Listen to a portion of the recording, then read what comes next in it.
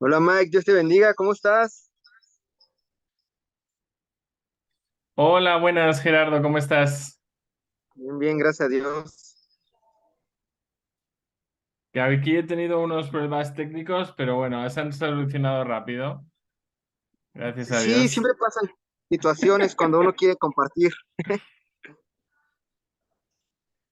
pero bueno, saludos a todos los hermanos que se conectaron. Son las 5:11 y iniciamos en unos minutos. Perfecto.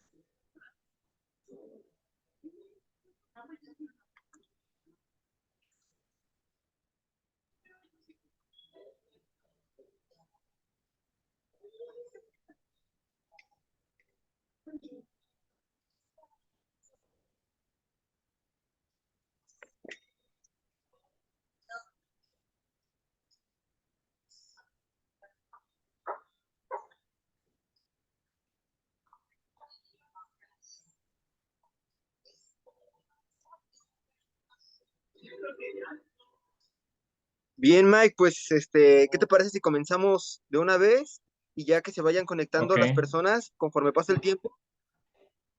Pues bien, pues como sabrán todos, estamos en la presentación del libro Profesio, escrito por el autor Miguel Ángel Alcarria, el cual nos acompaña en esta tarde.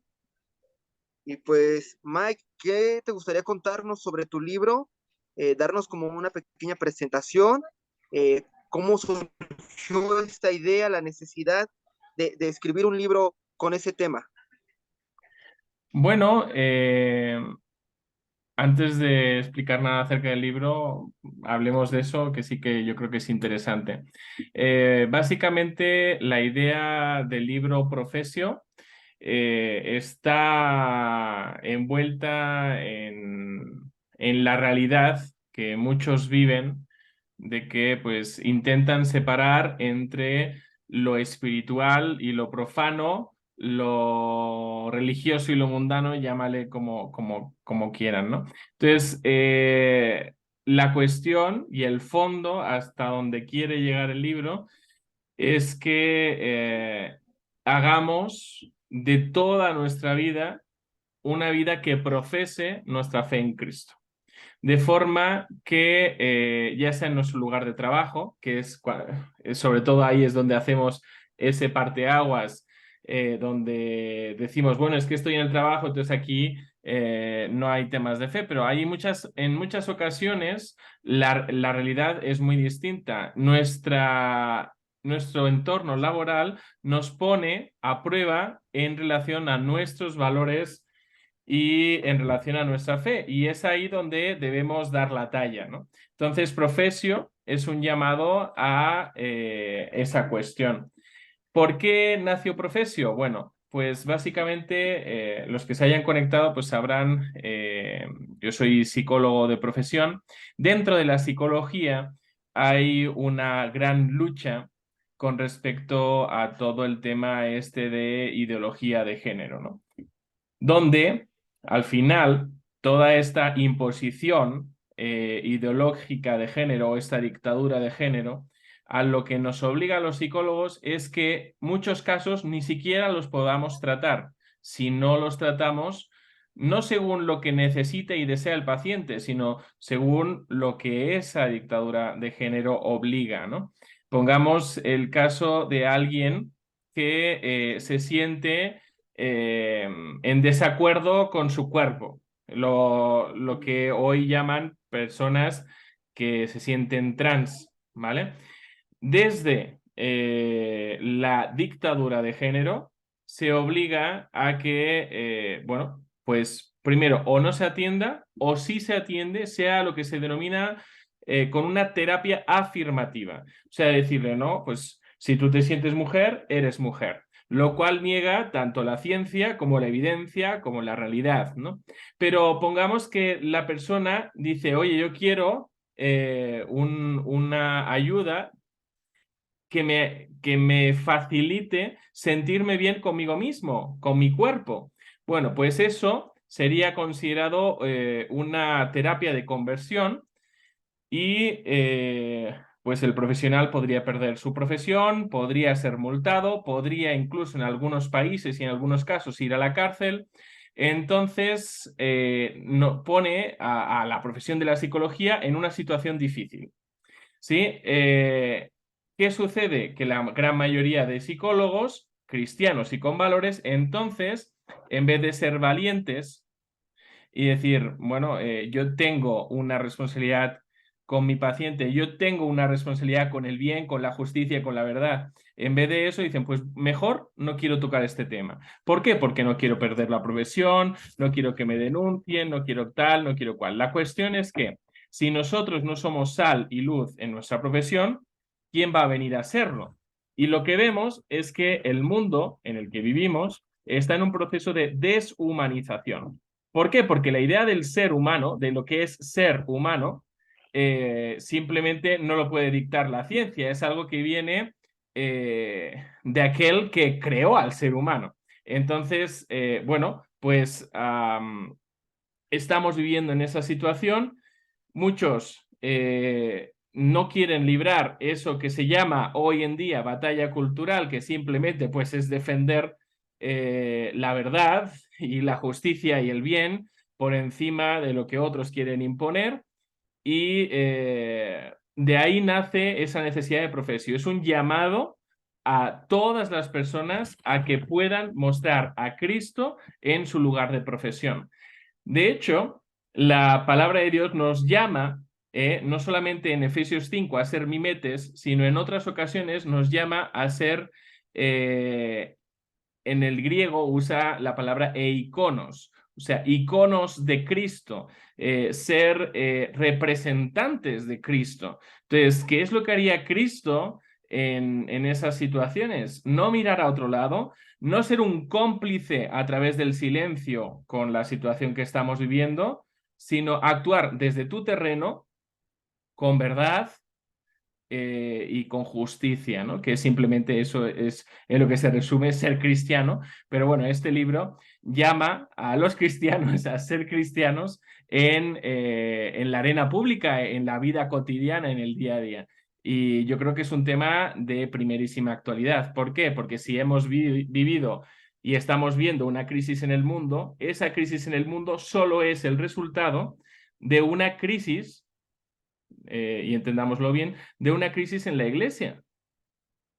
Si la sal no ha salado lo que debía salar, entonces ahora es que nos encontramos en una situación de persecución de la iglesia. Solo queda para ser hollada o pisoteada por los hombres, que simplemente es esa persecución.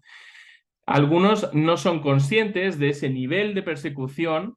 En Europa somos muy conscientes de eso y en Latinoamérica deberíamos ser conscientes de ello porque las leyes se están aprobando, las normativas están avanzando, la persecución se está preparando y para cuando se dé cuenta la Iglesia, ya todas esas leyes ya van a estar más que aprobadas y simplemente va a ser cuestión de aplicarlas. Y estamos muy cerca de esa situación de persecución.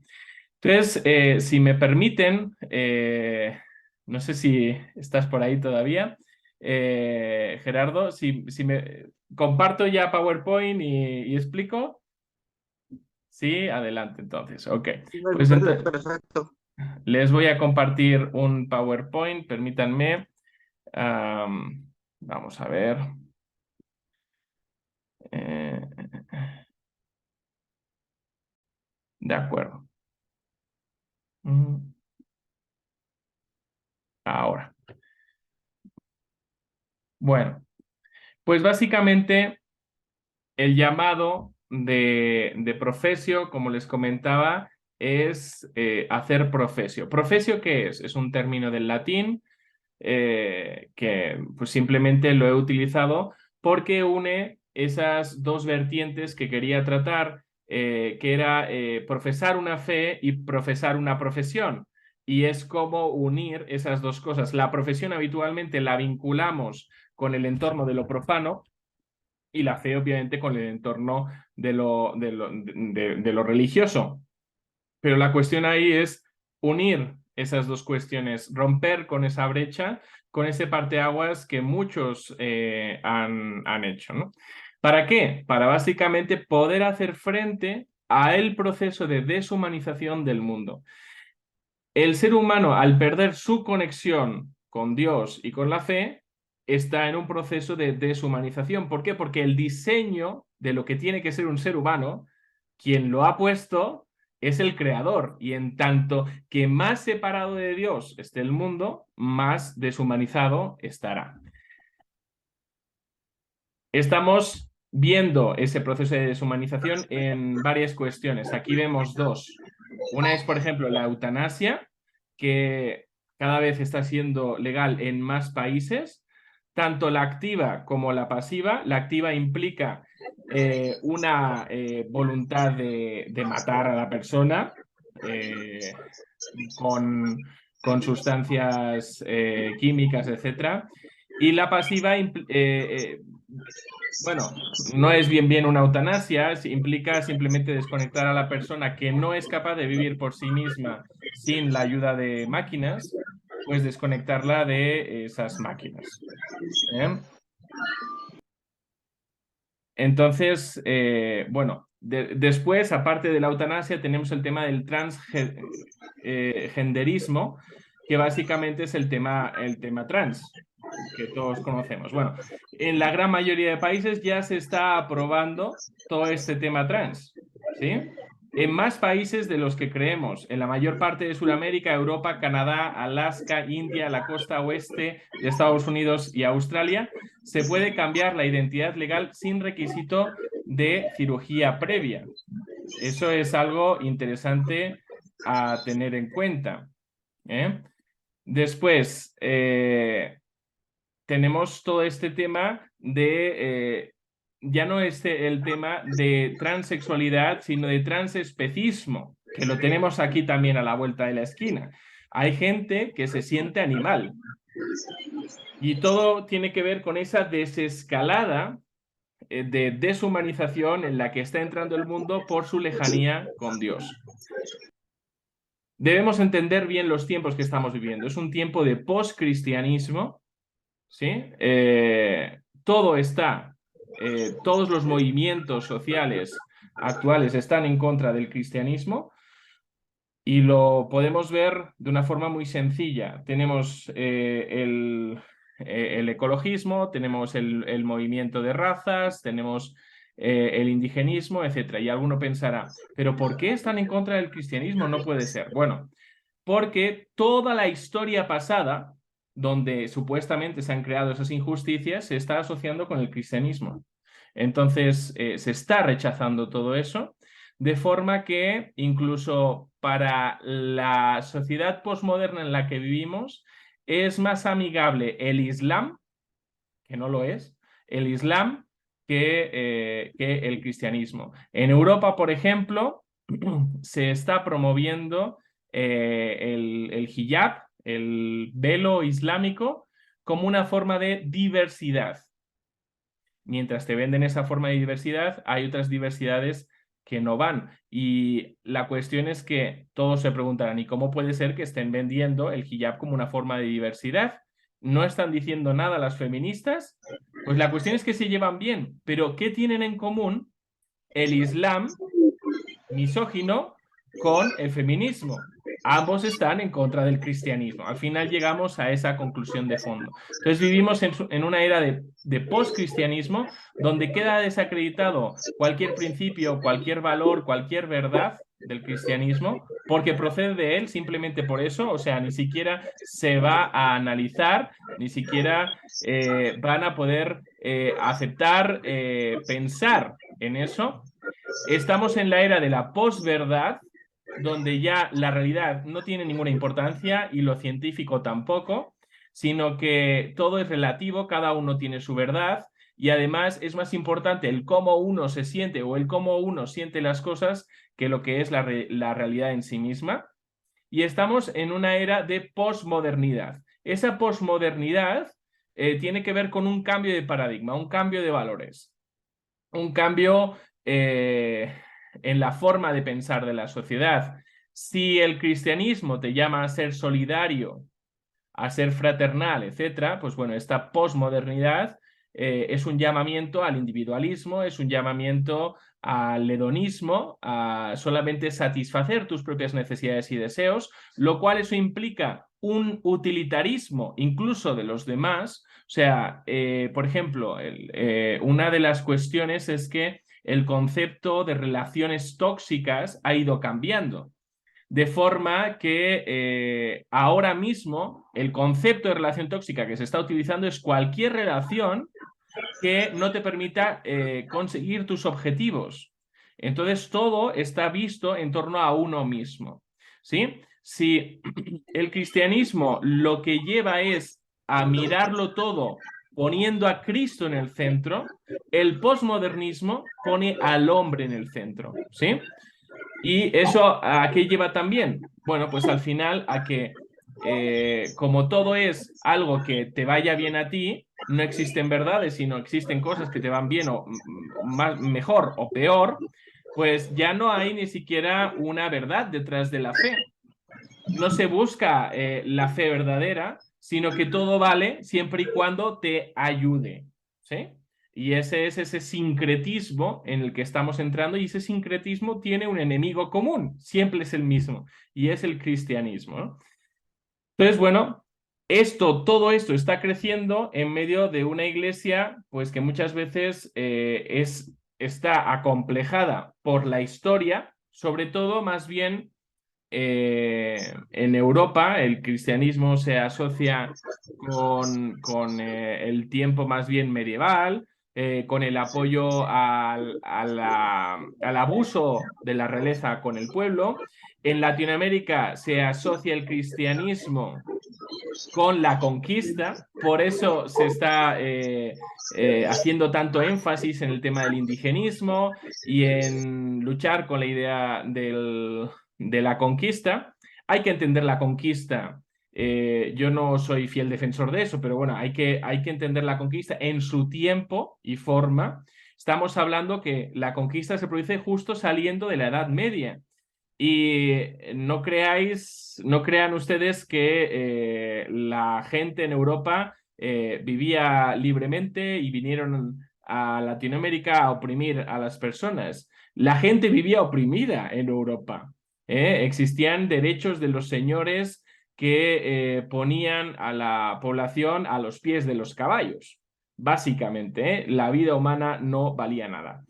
Entonces, bueno, estamos en este contexto, estamos en un contexto en el cual la Iglesia, por un lado, vive un acomplejamiento, por otro lado, vive en un tema de confusión, no es consciente del tiempo en el que estamos viviendo y por otro lado, además, vivimos cierto tipo de doctrinas que más bien refuerzan el posmodernismo, que no luchan en contra de él, como puede ser la teología de la prosperidad, ¿eh? Y obviamente no tiene un fundamento bíblico. Y todo eso está haciendo que la Iglesia no pueda hacer frente a esta situación, que no pueda ser sal y luz como debiera, y que la gente empiece a perder libertades y la Iglesia empiece a perder la libertad religiosa. Entonces se ha perdido la libertad de expresión, la libertad de conciencia, la libertad de educación. Los profesores no pueden enseñar lo que consideren correcto, sino que tienen que enseñar lo que los planes de estudio les digan y les obliguen a ello.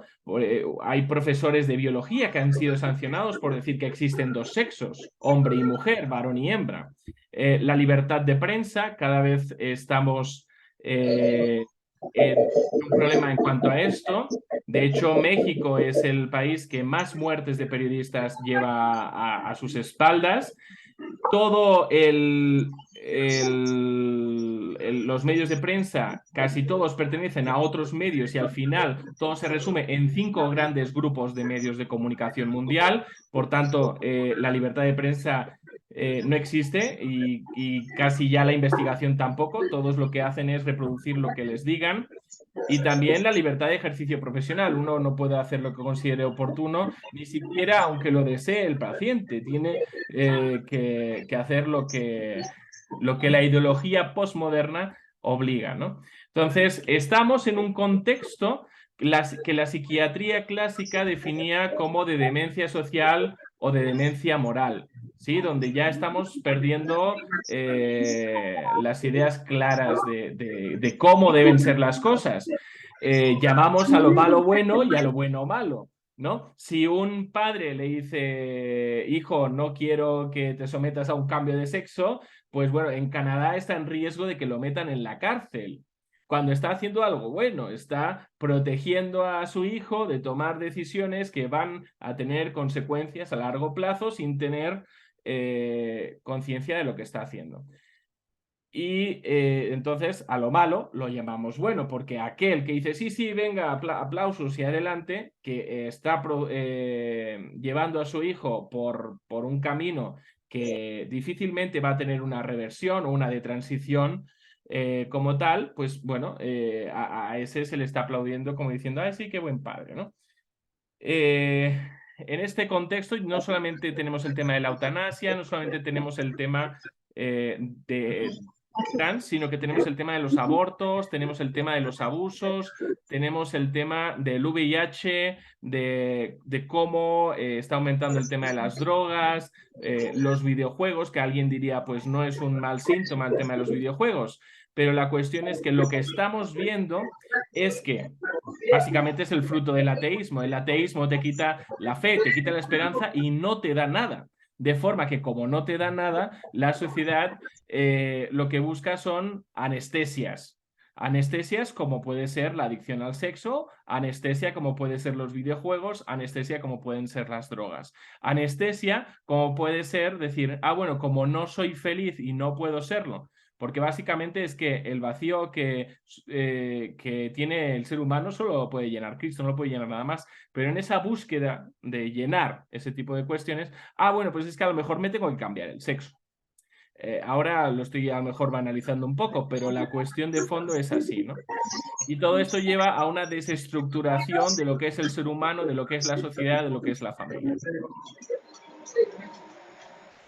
Alguno pensará que todo esto es fruto del azar, pero básicamente todo demuestra que no es así. Los que me hayan escuchado en el programa La Voz de César Vidal, en estos últimos programas he hablado de todo el bagaje, el conocimiento científico que existe detrás de todo lo que ha ocurrido estos 2 últimos años, lo que está pasando y lo que pasará. La gente que está arriba, las élites, saben qué es lo que están haciendo, la población no está siendo consciente de ello. Con el tema de LGTB, por ejemplo, tenemos un libro que se publicó en Estados Unidos en 1990, se llama After the Ball, después del baile, y ahí se especifica claramente cuál va a ser el procedimiento que van a usar para cambiar la opinión de la sociedad con respecto al tema LGTB. Y en ese libro participó un neuropsiquiatra y un especialista en marketing, en mercadotecnia, que se denomina aquí en México, ¿no? Entonces, no es fruto del azar, hay todo un guión, ese guión se está llevando al pie de la letra y lo único que queda con respecto al guión de After the Ball, que ya se ha conseguido todo en muchos países como Europa y Estados Unidos, es el tema de la pedofilia. Pero cuidado, porque ya estamos entrando en ese tema. Ya podemos escuchar a la ministra de Igualdad de España, donde dice que los menores de edad, los niños, tienen derecho a tener relaciones sexuales satisfactorias con quien les dé la gana, siempre que sea con consentimiento. La cuestión es que un niño no puede dar consentimiento. Y cuando da consentimiento un niño para una relación sexual para la cual no está preparado, digamos que en el 99.9999% de las ocasiones es alguien que está siendo abusado y manipulado. Pero bueno, estamos en ese proceso de deshumanización y vamos a llegar al tema de la pedofilia, a legalizar la pedofilia. Ya hay países que o han bajado o se están planteando bajar la edad de consentimiento sexual para permitir eso de que los niños tengan relaciones sexuales con quien les dé la gana. Entonces, básicamente, ¿cómo es que ha funcionado todo esto en el mundo? pues es una progresión. Lo entenderemos muy sencillo. Es como una rana, si la echas en agua hirviendo, va a saltar corriendo, escaldada, ¿no? Pero si a la rana la metes en agua tibia y poquito a poquito le va subiendo la temperatura, no se va a dar cuenta, y para cuando se dé cuenta ya cada vez va a estar más adormecida, ya va a estar cocida esa rana, ¿no? Entonces, eso es lo que está ocurriendo, y eso es lo que ha ocurrido con la iglesia en medio de este contexto, donde la iglesia ha dicho, bueno, todavía no hay que hablar, dejémoslo más adelante. Y jamás hemos encontrado un buen momento para ser sal y luz en este tiempo. Entonces, como no hemos reaccionado a tiempo, ¿qué ha sucedido? Que finalmente han conseguido ellos lo que querían, que es básicamente victimizar al pecador, victimizar el mal y satanizar a aquel que promueve el bien, satanizar al cristiano, hacerlo ver como malo en el entorno de la sociedad. La iglesia no ha sido consciente de las maquinaciones de Satanás. En Efesios 6:11 dice, vestidos de toda la armadura de Dios para que podáis estar firmes contra las asechanzas del enemigo. Y aquí utiliza en el original la palabra en griego metodeias, que tiene que ver con un método. O sea, esas asechanzas del diablo es un método de astucia y engaño. No es algo al azar. Es algo bien coordinado, bien orquestado. La iglesia no ha sabido ser consciente de todo eso, no ha sabido tener discernimiento en medio de los tiempos, ¿no?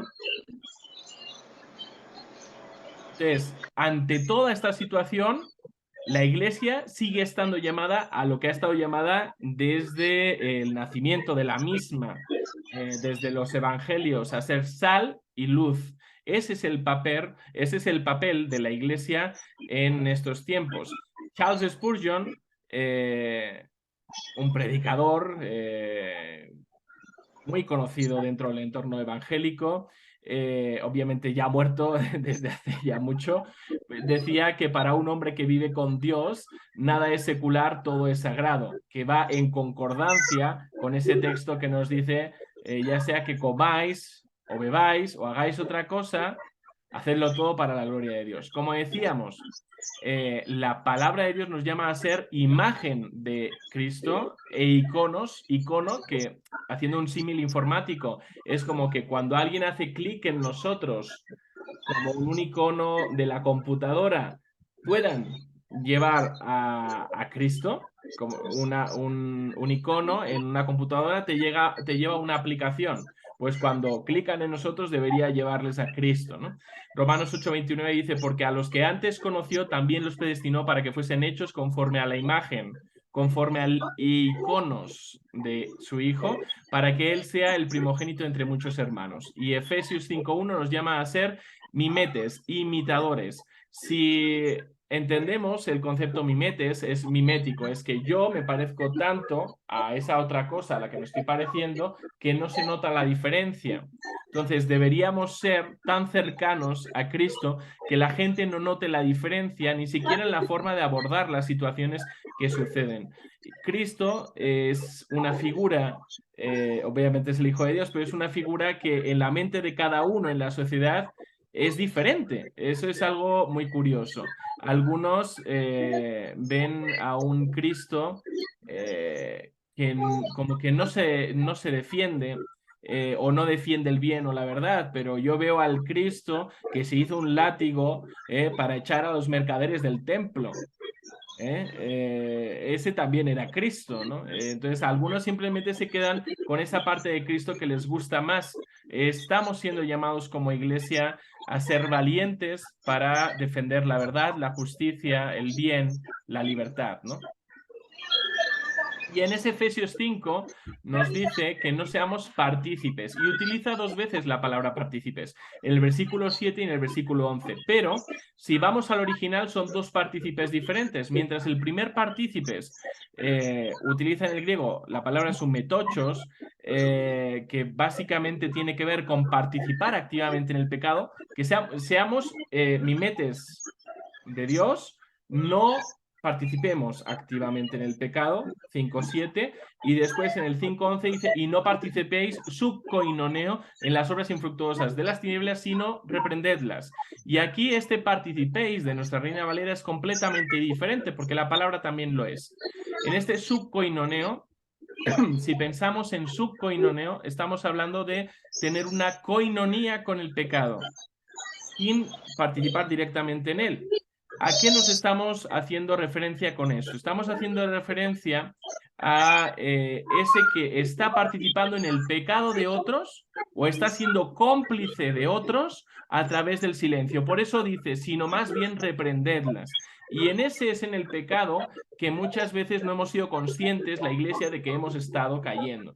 De forma que no hemos participado activamente en el pecado, hemos predicado santidad, pero no hemos denunciado el mal camino de otros.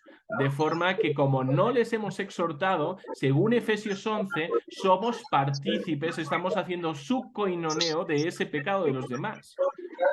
El profesio es un llamado a eso, a no ser partícipes del pecado de la sociedad por estar en silencio, sino levantar la voz, cada uno en el ámbito en el que Dios le esté poniendo. Si eres profesor, pues no vas a decir que existe un tercer género, sino existe hombre y mujer, varón y hembra.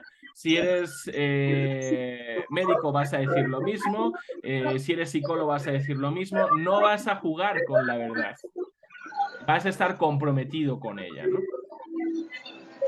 Hay diferentes errores en los que la iglesia ha caído para no hacer profesio. Algunos han pensado que simplemente orando para que Dios haga la obra ya era suficiente, pero no han hecho nada, no han participado en la arena pública. De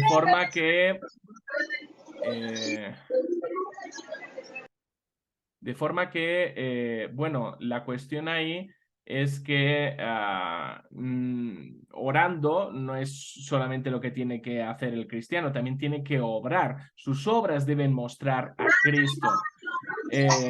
Pues que no hay entre vosotros un sabio, ni aún uno que pueda juzgar entre sus hermanos.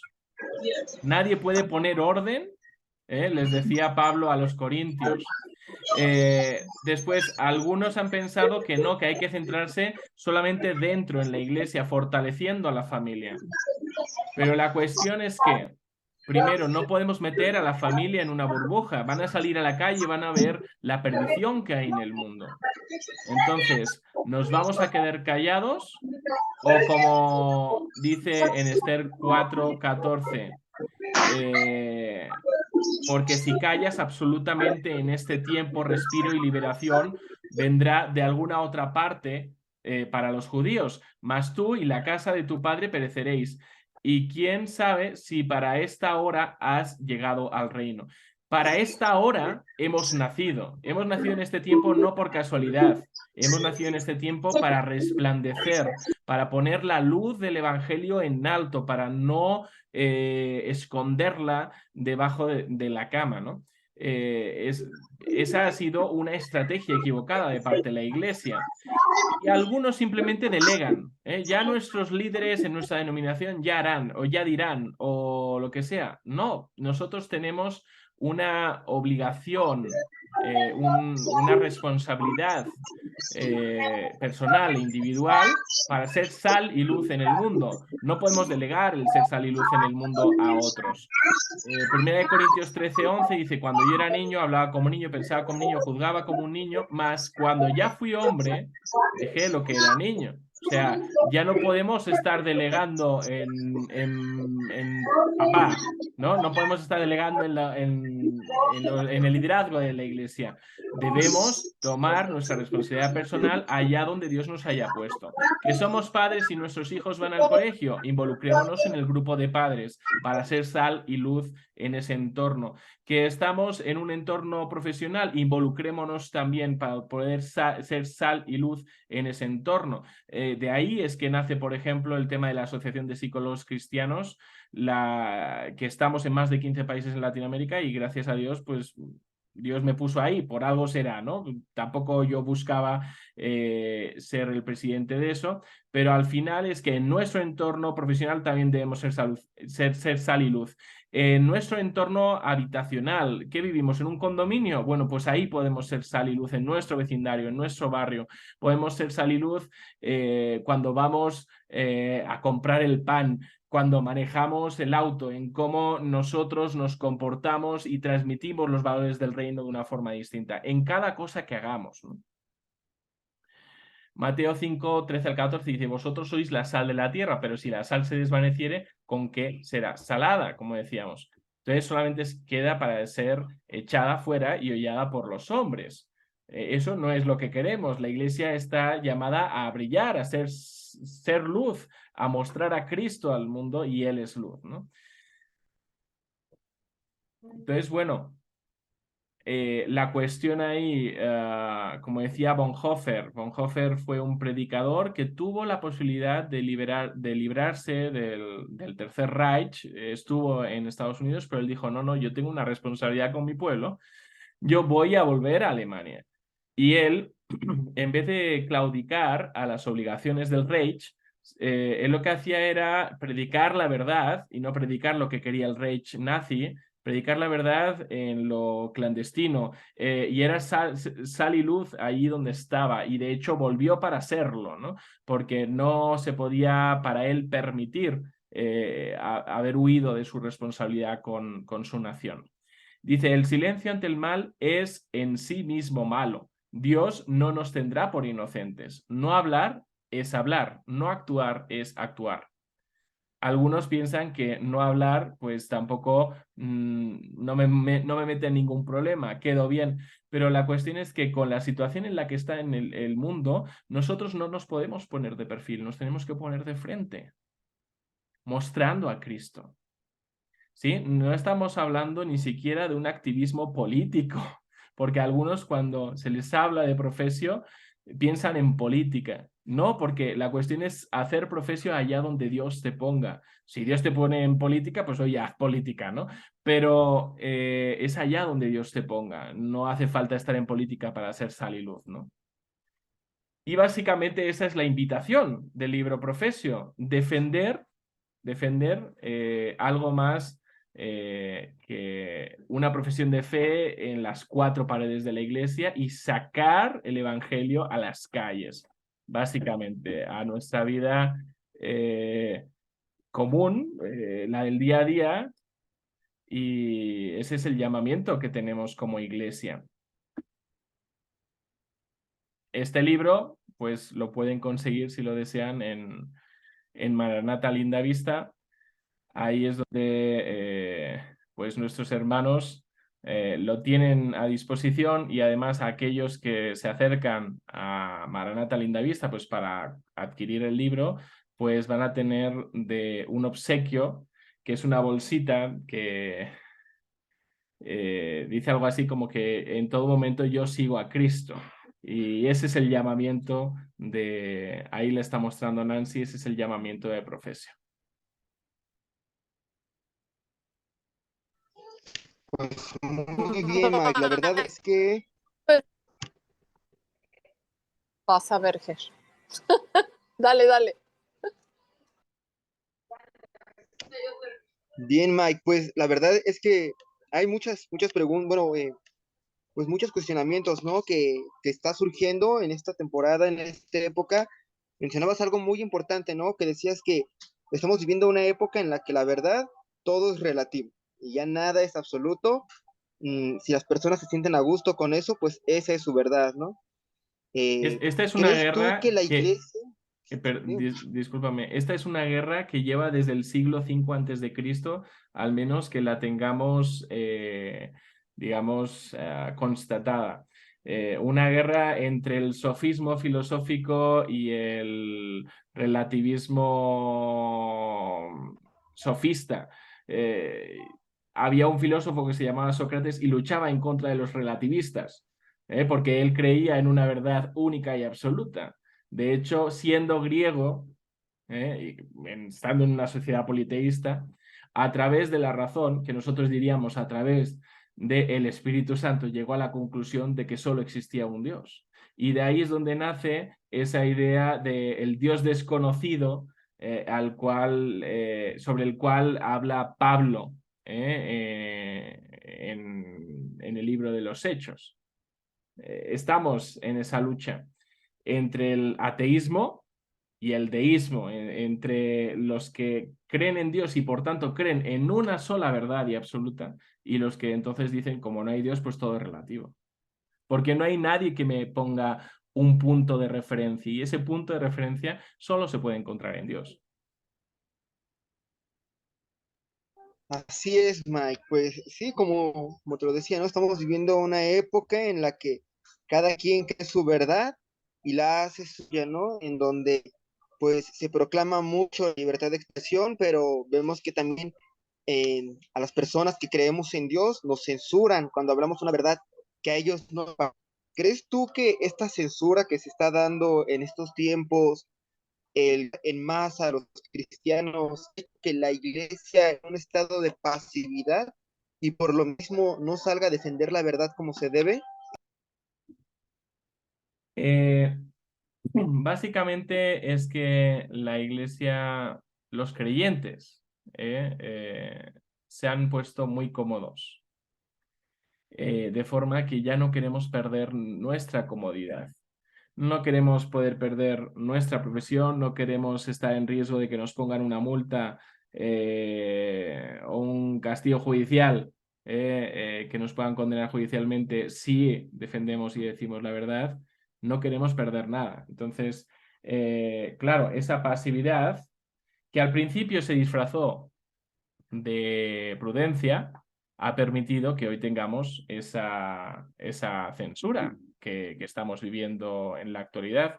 De forma, claro, algunos pensarán, bueno, es que yo en mi país todavía no tengo este nivel de censura. Bueno, para salir a las calles a predicar el Evangelio en muchas ciudades del mundo hay que pedir permiso.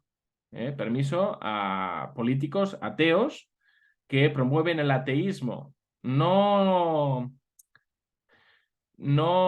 que el Estado sea no confesional, que eso es una cosa, sino que están promoviendo el ateísmo, de forma que nadie te va a dar ese permiso. Si sales a las calles, vas a salir a las calles a predicar el Evangelio de forma ilegal. Te pueden quitar desde todo lo que lleves. Si llegas un megáfono. Si llevas una guitarra porque vas a cantar unas alabanzas, te la van a quitar y además te van a imponer una multa. Y como repitas y repitas y repitas, cuidado que a lo mejor vas al juzgado. Entonces, obviamente, la pasividad barra prudencia se ha convertido en ese tipo de censura, que todavía en Latinoamérica a lo mejor no somos conscientes de eso, pero poquito a poquito ya iremos viendo, porque siempre ha ido a la cabeza de todo este desorden de deshumanización Europa y Estados Unidos. Estados Unidos ya no es el referente de cristiandad que era hace unos años. Ya tendríamos que hablar solamente de algunos estados muy específicos.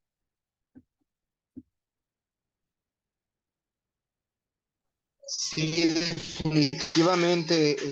¿Tú crees, Mike, que urge en estos tiempos una nueva reforma, un nuevo movimiento en el mundo y proclamen la verdad? Por ejemplo, en tu portada noté que pusiste a tres personas muy importantes, ¿no? Uno de ellos lo tocaste hace un momento, que fue Dietrich Bonhoeffer, y para los que no lo conocen, pues tú nos diste como una pequeña introducción a la vida de él, un hombre valiente que desafió al Tercer Reich en la Alemania nazi y habló la verdad, es uno de los mártires más modernos. ¿Crees tú que surja o que urja más que nada una nueva reforma con hombres como Bonhoeffer, como Tyndale, como Lutero, que se atrevían a desafiar las leyes para que vuelva otra vez el Evangelio a resurgir y a ponerse pues sobre las mentiras que el mundo nos ha ofrecido? Ese es el llamamiento de muchos, una segunda reforma, para terminar lo que no terminó la primera. Sin embargo, yo creo que el error está ahí, en el concepto reforma.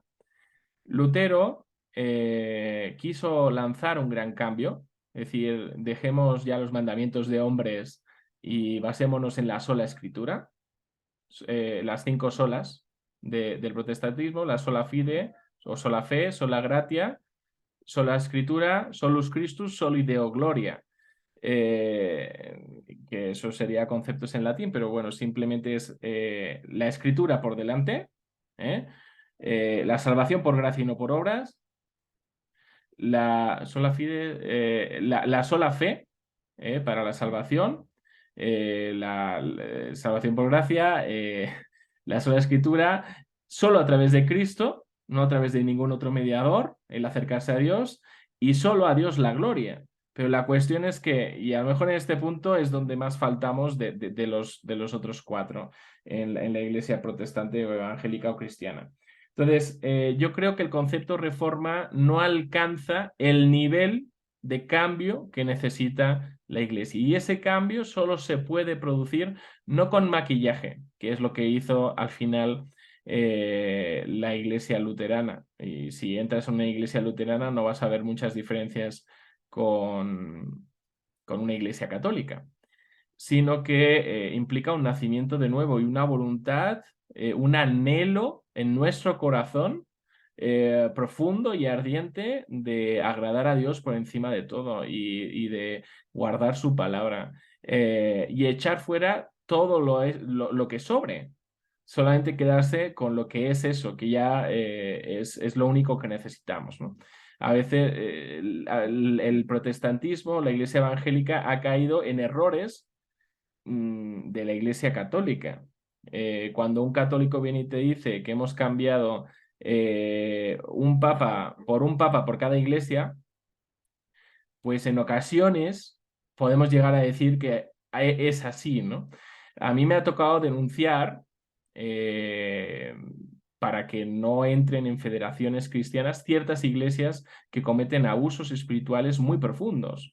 Por ejemplo, una iglesia que le sacaba a sus miembros en torno al 30% de sus ganancias, entre diezmos, ofrendas y lo que ellos llamaban primicias y compromisos. Entonces, el 30% es terrible, pero claro, era el apóstol, ¿no? Entonces, necesitamos un cambio, pero eso pasa por un nacimiento de nuevo. Podemos ser muy perfectos en muchas cosas, pero como con Nicodemo, lo que te hace falta es nacer de nuevo, ¿sí? Y básicamente, pues ese es el reto que tenemos por delante. Que Cristo nazca en nuestros corazones, que seamos como Él, y entonces veremos realmente la iglesia resplandecer y cambiar el mundo en el que se encuentra. Mike, gracias por tu presentación. Yo resaltaría, expuse un poco todo lo que nos expusiste. Levantar la voz con el Evangelio ahí donde estás. Sería el primero. Recibir y desarrollar la responsabilidad que tenemos con nosotros mismos, con nuestra familia, con nuestros compañeros de trabajo, con nuestra iglesia, con nuestros vecinos, y de ahí los círculos que sigan, ¿no? Con el principio de Jerusalén, Judea, Samaria y hasta lo último de la tierra. Y el tercero es, si no vas a hablar, los problemas van a seguir en corto, ¿no? Estas situaciones que nos alarman, que nos desquician, que nos enojan, que nos entristecen y que provocan tantos sentimientos, van a continuar en medida que la iglesia no se levante y no salga de sus 4 paredes. Entonces, creo que es un libro súper oportuno.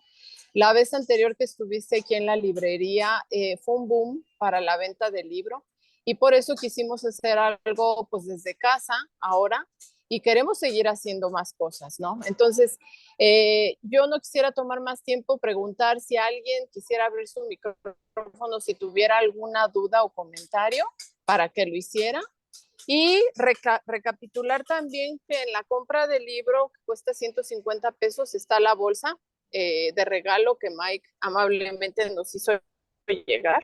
Tenemos inventario suficiente. Y bueno, no sé si alguien quisiera hacer